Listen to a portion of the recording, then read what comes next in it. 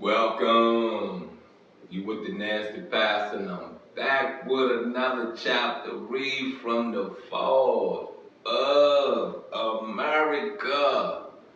Man, I say this to you, this is kind of on point, to the schedule in the destruction of life itself. You got what I'm saying? Kind of in point, kind of in parallel to the end of days. You feel what I'm saying? It's heartbreaking to read it. It's heartbreaking to look in the news. It's heartbreaking to understand that racism is disguised.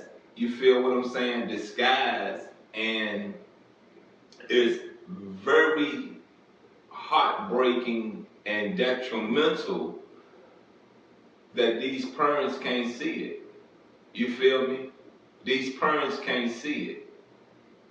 Our kids see it, but majority of these parents can't see it. They do not understand the role they are playing, the role that has forged to this point.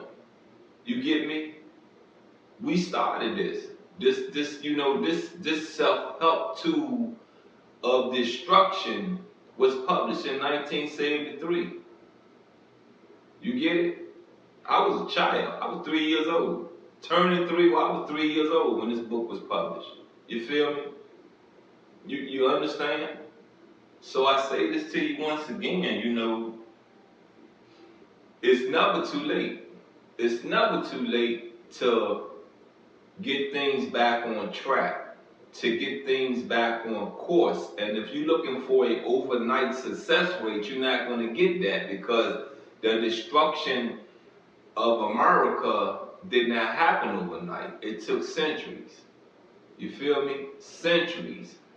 It took a multitude of bad decisions, of bad information, of miseducation for it to take place and be visible. Look, let's shake things up. We do have a future and a legacy to protect. Let's shake things up. Let's get into this read. Many times I have reminded you that Reverend Martin Luther King was not trying to separate you from the enemy, but instead he was trying to unite you with the enemy. Reverend Martin Luther King was not seeking a home for you as Moses was seeking a home for Israel, who was opposed in Egypt. In modern day America, I am seeking an independent home for you. Reverend Martin Luther King did not do this. Reverend Martin Luther King taught you to submit to the white man and to become one of them. I disagree. I really disagree. I saw a black leader, an African American, saw something so wrong in America that the answer wasn't to leave. The answer wasn't is segregate the right word? Let me look up the word segregate.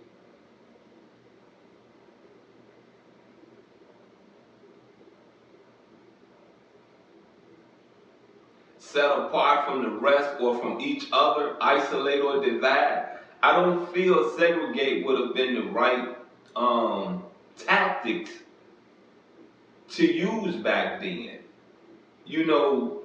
If we are all children of whom we pray to, why are we isolating ourselves from each other? Why don't we have a dialogue and understand how similar we are? And I believe that what was Reverend Martin Luther King's goal at the end of the day. You may look different, but you're the same piece of iron. You understand me? You get me? Why are we fighting each other? Why are we against each other? We both have a purpose upon this rock. Why are we? We both have children to raise. You understand me? There's somewhere down the line it was molded that this race is superior than the other race. This race is inferior to this race. And when you think about divide and conquer, you know what I mean? It started with dividing cultures. Now it's dividing the culture. You ain't get that, did you? You ain't get it's dividing the culture. You didn't get that, right? Cool. Stay stupid. Reverend Martin Luther King taught you to submit to the white man and to become one of them. All of your life you have known that this is destruction or so-called freedom. It is the same as the dog returning to his vomit. The black man was vomited out of the white man and now goes back to the white man. The white man is right when he says that you are free. You are free. But if you go back to him for him to put chains on you again, he will do. Malcolm fell out from us a hypocrite. He went and joined white people and worshiped them, and he got what he preached for. You get it? This is a lashing out, another, how to put it, the minister, I guess you would say, defending himself and trying to change it around on Malcolm X, when it is, how to put this, it is factual that this man, the minister Elijah Muhammad, he was sleeping with young kids. You get what I'm saying? Young kids. They was kids. Some of them weren't even over the age of 18. You understand me? You get it? That's a hypocrite. I don't see where Malcolm X became a hypocrite. He wasn't selling drugs anymore. He wasn't using drugs anymore. He wasn't even sleeping with white women anymore, if that was really being a hypocrite back in those days. Come on, let's proceed. Where we at? Malcolm fell out from us a hypocrite. He went and joined white people and worshiped them, and he got what he preached for. Now, the white man names colleges after Malcolm only to get you to join in the philosophy which he left behind, that white people are good. Malcolm went to Mecca and saw white people, and instead of joining in with the black man, he joined in with the white man. Although he was taught the white man's birth and death, he preached it as long as he did not turn enemy against me. He turns enemy against me for he wanted my place over the people, and he thought that by going over the earth and making a mockery of me, he would do just that, get rid of me. But the very people of Mecca and Egypt and other places he went, they are with me today. Here in the United States of America, today, I have more followers than I had before Malcolm said a word. Now, I want to say this to you once again, you know what I mean? I'm going to go back to something I said. In the beginning, you get me? The goal was to divide the culture. Because remember, if you understand, I forgot what reading it was, but I said, I learned and I said this to you, that the goal ended up being to change the language for confusion. You understand what I'm saying? You get it? It was only one language upon this earth. So they added some more language to aim to bring confusion into the world. You get what I'm saying? So if you're dividing the cultures, you get what I'm saying? You're dividing the culture. Now you inside the culture dividing the culture. You get what I'm saying? You don't understand what I'm saying. Okay, you're putting blacks against blacks. You're putting whites against whites. You're putting Asians against Asians. You're putting Arabics against Arabics. Is that not the world we live in today?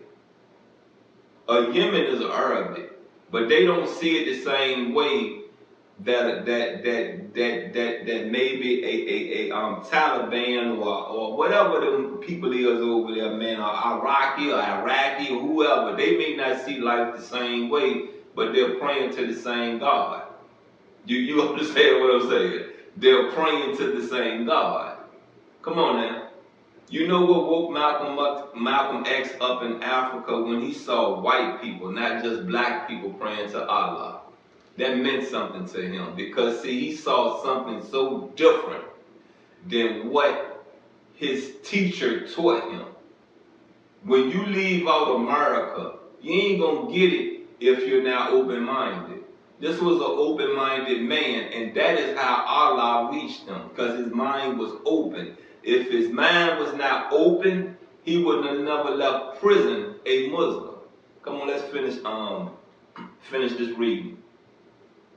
You cannot disgrace one whom Allah has taken for his friend, for he has the power to keep your disgrace to a naught. The white man teaches you to worship Malcolm in order to lead you astray against me. You come around trying to argue with us. I do not give 2 cents for you following Malcolm if you want to follow him. You will get divine death and destruction with no one to give you any honor and respect. Only the devil whom you serve. The devil sets enemies and hypocrites for you to worship in order to pull you away from me. He knows that you would be a fool to follow enemies and hypocrites, but that is to turn you away from your salvation, which I am preaching. You cannot prosper fighting against me, for Allah is not with you. He is with me. It does not matter how many devils you have with you. You could have a world full of devils, but that would not amount to anything. It shows how anxious you are to get what the devil offers you for following his guidance. Allah came to put an end to the enemy devil and their power to rule. This you will learn. Let's end this reading. And let me just say this to you once again, you know.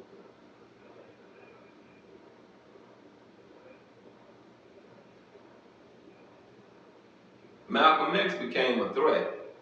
You get what I'm saying, to the Nation of Islam. And you know one thing I do credit the minister Elijah Muhammad for? When he was the head of Islam, Islam was prospering. These Muslims were out here prospering, especially in the black community. Prospering, and it was not they was not prospering from drugs. They was prospering first having a connection with whom they prayed to. Next after that, they was prospering being entrepreneurs because the black community took care of the black community. Anything the black community went out and gained from the white community, they brought it back into the white, they brought it back into the black community. You understand me? So if I went out and I worked for the white man, who do you think really gained in the end? Come on, the black community. You get it? You may have got some labor out of me. You understand me? You may have got some labor out of me, but I got paid for my labor, and I funneled that back into the black community so the black community can prosper as a whole. Now I'm gonna get on a larger scale. Here, a larger scale. We don't work and look, I'm gonna use Africa also. We don't work over Africa. We don't work in Europe. We don't work in Asia. We don't work in the Middle East. You understand me? We work right here in America. In America. Most of these companies, these businesses, these original businesses are of American descendant. You understand me? American descendant. Funnel that money back into America so we can lift America back up. Please. Please. Stop sending that money across seas. I don't blame these Africans for what they do, because see, they're going home after they retire, and they're going home to a better life than they even had over here. They send money, they come in America, work in America, and send money home to build them a nice house. Excuse me. To take care of the kids and the family they left across seas. You understand me? You get it? I'm not saying they're wrong. They're very intelligent to do that, because America pays them more for their labor than they will get across, than they will get paid across seas. Now, when is America going to take care of America? You was born here, you was raised here, so if you're going to tell me that when you retire, you're going across seas to live, show me a bank account across seas that you have established, because you're going to need that when you get there. You're going to need that. It would be smart. It would be very smart, because any money you take out this country, they're going to tax you in this country. And if they have taxes in Africa, when you take that money from out America and you exchange it over into African money, you lose money, right? And you're going to have to pay taxes on it if it's a large amount. So why not establish you a bank account now? Start funding your money on across there now. You understand me? That make a whole lot more sense, right? Do your research if you think I don't know what I'm talking about. Anyway, this has been another read from the Fall of America. I love you and I'm out.